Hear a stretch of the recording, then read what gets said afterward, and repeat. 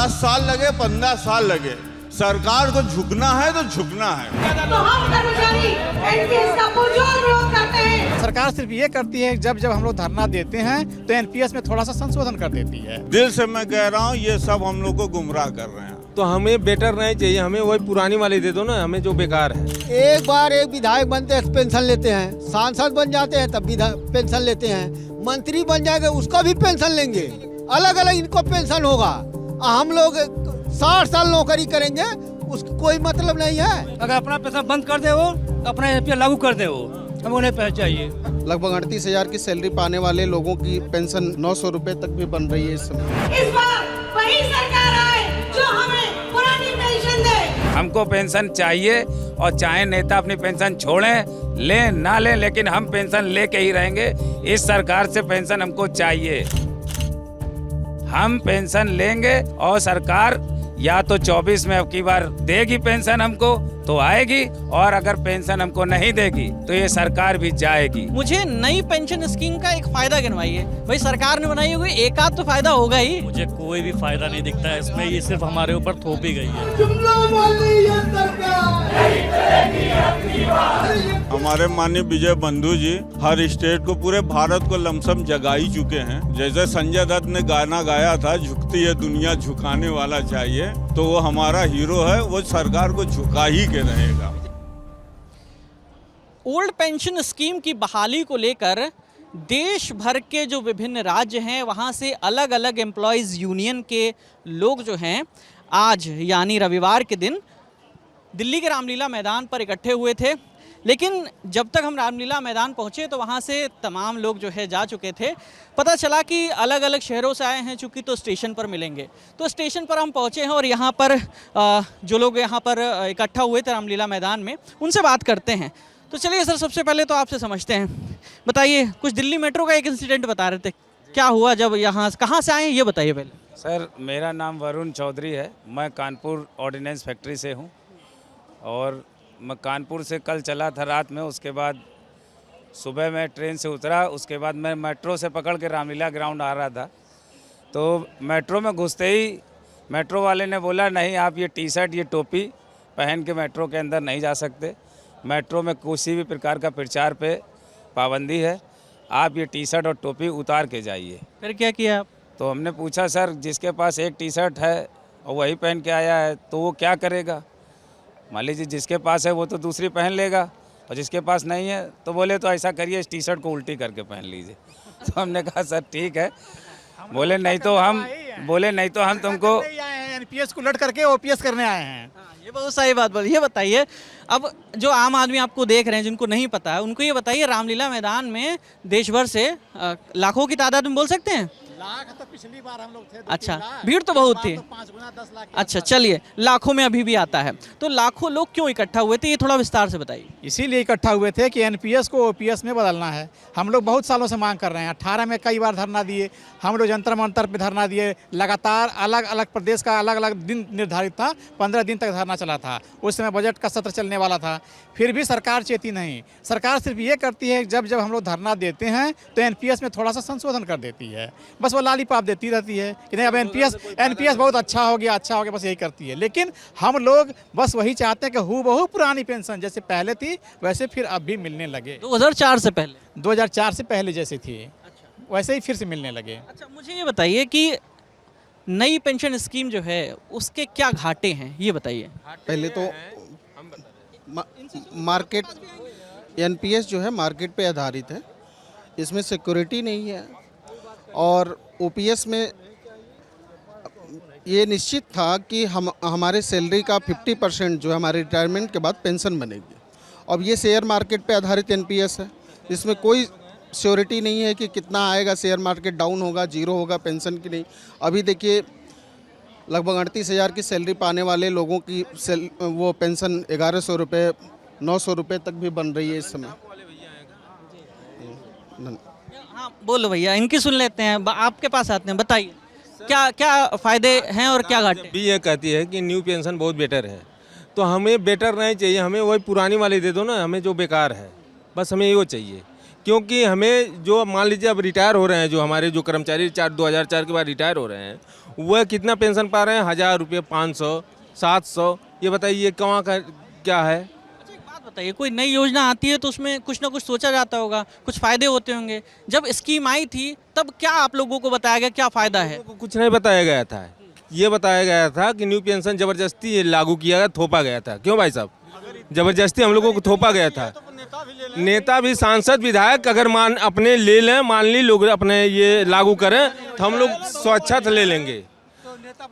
सांसद विधायक अगर ले रहे हैं तो हम अपने स्वच्छत ले रहे हैं। माइक में अरे एक मिनट, माइक में एक बार में एक ही की आवाज़ आएगी, तो इसलिए आप बताइए क्या कह रहे हैं? एक बार एक विधायक बनते हैं पेंशन लेते हैं, सांसद बन जाते हैं तब भी पेंशन लेते हैं, मंत्री बन जाएंगे उसका भी पेंशन लेंगे। अलग अलग इनको पेंशन होगा। हम लोग 60 साल नौकरी करेंगे, उसका कोई मतलब नहीं है। कोई मतलब नहीं है भैया। शेयर बाजार तो देखिए, हमको पैसा नहीं चाहिए। अगर नेताओं को पैसा बंद हो जाए, हमको नहीं चाहिए पैसा, सीधी बात है वो। अगर अपना पैसा बंद कर दे वो, अपना एनपीएस लागू कर दे वो, हमको नहीं पैसा चाहिए। ठीक है ठीक है ठीक, चलिए हम ज़रा वापस आ जाते हैं। ये बताइए आप, जब रामलीला मैदान में आज सब इकट्ठे हुए, तमाम कई लोग आए, दीपेंद्र हुड्डा आए थे, संजय सिंह आए थे, तमाम लोग आए थे, क्या डिस्कशन हुआ, क्या बात हुई? देखिए सर, जैसे पिछले 2018 में मैं आया था, संजय सिंह जी भी आए थे आम आदमी पार्टी के, और मुख्यमंत्री अरविंद केजरीवाल जी से भी आए थे। ये लोग भी हमें लगा लॉलीपॉप दे रहे एक तरह से। केंद्र शासित दिल्ली है, आप यहाँ के मुख्यमंत्री हो। अभी आपकी पंजाब में आपने वादा किया, विजय बंधु जी ने, अटेवा ने पूरा मेहनत किया, एनपीएस वालों ने साथ दिया, आज सरकार बदली है, वहाँ अभी हमें लग रहा लॉलीपॉप ही चल रहा है। हमारा तो केंद्र सरकार से एक ही मांग है, सांसद विधायक जैसे अभी आदरणीय भाई साहब कह रहे थे, हमें इससे मतलब नहीं, इनके पास और भी साधन है जीविका के, हमारे पास नहीं है। हम 40 साल सर्विस करते हैं, हमें 1972 एक्ट में जो कानून बना था पुरानी पेंशन का, हमें वही चाहिए। उसके बिना हम कोई समझौता करेंगे नहीं। ये सरकार आज नहीं झुकेगी, तो हम लोगों में यह वादा ठान लिया है रामलीला मैदान में 2018 से ही, अरविंद केजरीवाल के नेतृत्व में, इनके अटेवा विजय बंधु जी के नेतृत्व में, कि हम सरकार को झुका के ही रहेंगे। 24 का इलेक्शन आने वाला है। 24 आए, 10 साल लगे, 15 साल लगे, सरकार को झुकना है तो झुकना है। स्टेट समझ गई है कि हमारा क्या रिजल्ट है। आज जो 4-6 स्टेट और अगर जिस दिन पुरानी पेंशन चालू कर देगी, केंद्र में जो भी सरकार हो उसको झुकना ही पड़ेगा। हम अपनी हक की लड़ाई नहीं छोड़ेंगे, हमें पुरानी पेंशन चाहिए तो चाहिए। ये बताइए, पश्चिम बंगाल में चल रही है 2004 से ऐसे ही, तो बाकी क्या दिक्कत है, क्या लगता है आपको? सर, हम ये कहना चाहते हैं कि जब ये पॉलिसी आई थी तो किसी भी राज्य को इसका नुकसान नहीं मालूम था और कर्मचारियों को इसका नुकसान नहीं मालूम था। जैसे जैसे लोगों की पेंशन मिली, लोगों में जागरूकता है कि ये पेंशन हमारे लिए ख़राब है, मार्केट बेस है, इसमें हमको नुकसान होना है। नेता चूँकि एक बार चुन लिए जाते हैं, चाहे वो 1 दिन के लिए चाहे 4 दिन के लिए, उनकी पेंशन आजीवन निर्धारित हो जाती है। हम तो 40 साल अपनी सेवा जीवन दे रहे हैं और उसके बाद हमको पेंशन का अधिकार नहीं है। हमको पेंशन चाहिए, और चाहे नेता अपनी पेंशन छोड़ें, लें ना लें, लेकिन हम पेंशन लेके ही रहेंगे। इस सरकार से पेंशन हमको चाहिए, हम पेंशन लेंगे।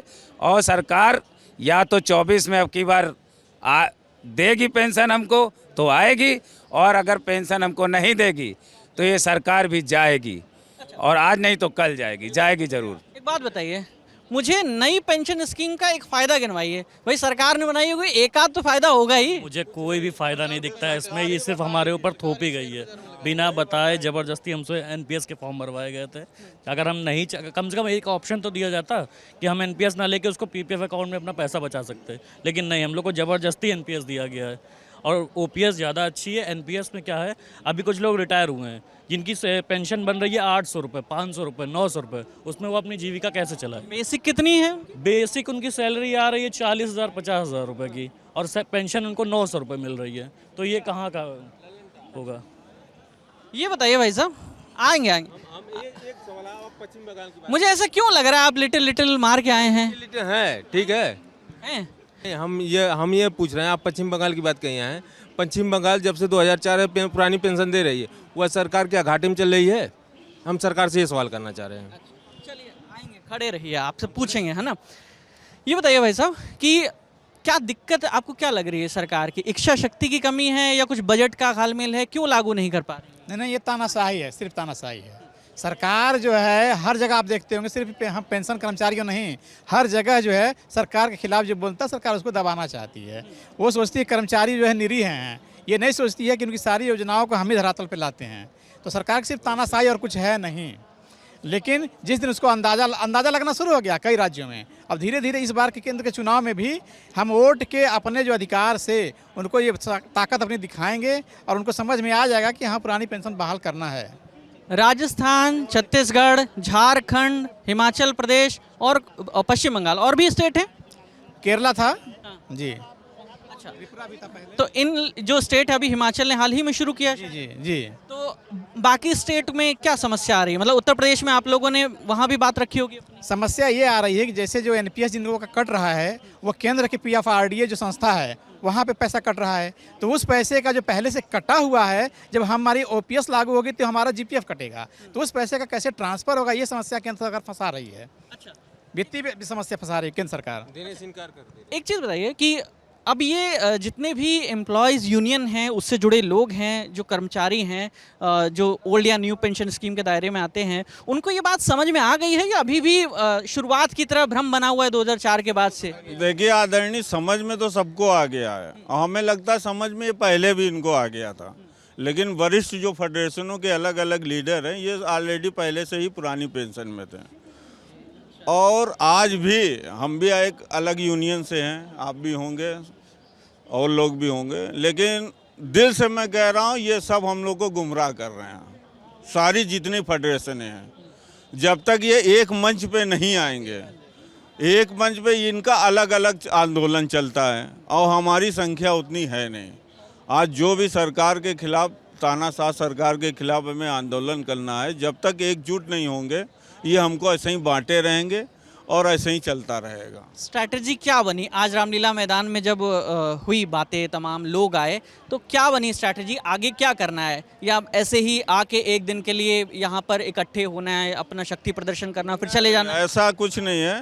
हमारे माननीय विजय बंधु जी हर स्टेट को, पूरे भारत को लमसम जगा ही चुके हैं और जहाँ जहाँ स्टेटों में अभी चुनाव होना है, अभी वो अपना कदम पीछे नहीं हटाएंगे। जैसा तरह तरह के सुनने में आता है उनको राज्यसभा दिया जाएगा या विधानसभा सांसदी, ऐसा कुछ नहीं है। मुझे अपने से ज़्यादा विजय बंधु जी पे भरोसा है और हमारे हीरो हैं, आज नहीं तो कल। जैसे संजय दत्त ने गाना गाया था, झुकती है दुनिया झुकाने वाला चाहिए, तो वो हमारा हीरो है, वो सरकार को झुका ही के रहेगा। विजय बंधु जिंदाबाद जिंदाबाद जिंदाबाद, विजय बंधु जिंदाबाद जिंदाबाद जिंदाबाद। जो पेंशन की बात करेगा वही देश पे राज करेगा। ठीक है। अच्छा, कई बार जब प्राइवेट जॉब में रहते हैं उनको हमेशा कहा जाता है भाई जॉब सिक्योरिटी नहीं है, तो अभी क्या जो सरकारी नौकरी वाले हैं वो भी इस ओल्ड नई पेंशन स्कीम के बाद से कुछ प्राइवेट वाला ही माहौल बन गया है? बोलो गजब। जो पुरानी पेंशन के बाद नई पेंशन दी गई है, हम लोग प्राइवेट से भी बदतर हैं। प्राइवेट वाले में कम से कम वो पैसा अपना एक अलग रख सकता है, जमा कर सकता है पीपीएफ ईपीएफ अकाउंट में। हमारे पास वो भी सुविधा नहीं है। हमको 10% अपनी बेसिक का देना ही देना है कटौती में, और उसमें 14% गवर्नमेंट देती है, लेकिन उसमें हमें कोई लाभ नहीं है। कितना पैसा मिलेगा वो हमको मालूम नहीं है, कोई गारंटी नहीं है। और ये पेंशन को लेकर के ये जो महारैली आज हुई है, ये हमने सरकार को एक चेतावनी देने का काम किया है कि या तो हमें पुरानी पेंशन दे दें, वरना हम 24 में सरकार बदलने का काम करेंगे। और कई राज्यों में हमने सरकार बदल दी है, और अभी हिमाचल और मध्य प्रदेश में भी चुनाव होने वाले हैं कई राज्यों में। हिमाचल में नहीं, मध्य प्रदेश, राजस्थान, छत्तीसगढ़ होने वाला है। तो आप एमपी का भी रिजल्ट उठा के देख लीजिएगा, इसका प्रभाव उनके ऊपर दिखेगा और वहाँ से ये भाजपा सरकार हटेगी और जो दूसरी सरकार आएगी वो हमारी पेंशन बहाल करने का काम करेगी। तो जो ओल्ड पेंशन स्कीम को लेकर जो मांग है रामलीला मैदान में चल रही थी, एक बहुत ही क्लियर सा मैसेज दिया संजय दत्त के हवाले से कि झुकती है दुनिया, झुकाने वाला चाहिए। तो देखते हैं अब ये जो आंदोलन हुआ है रामलीला मैदान में, इसका सरकार पर कितना असर पड़ता है। कैमरे के पीछे हमारे सहयोगी विजय हैं। नई दिल्ली रेलवे स्टेशन से मैं हूँ विकास वर्मा। देखते रहिए दी लल्लन टॉप। बहुत बहुत शुक्रिया। दिल्ली में होने जा रहा है लल्लन टॉप का पहला सेहत अड्डा। तारीख है 6 अक्टूबर। अगर आप इस अड्डे में आना चाहते हैं, लाइव ऑडियंस का हिस्सा बनना चाहते हैं, डॉक्टरों से सवाल पूछना चाहते हैं, हम लोगों से संवाद करना चाहते हैं, क्विज में पार्टिसिपेट करना चाहते हैं, या फिर आखिरी में हंसी के ठहाके स्टैंड अप कॉमेडी देखना चाहते हैं, तो फटाक से डिस्क्रिप्शन में दिए लिंक पर क्लिक करिए। I will see you there. Lallantop Sehat Adda को powered by Narayana Health and Oli pharma.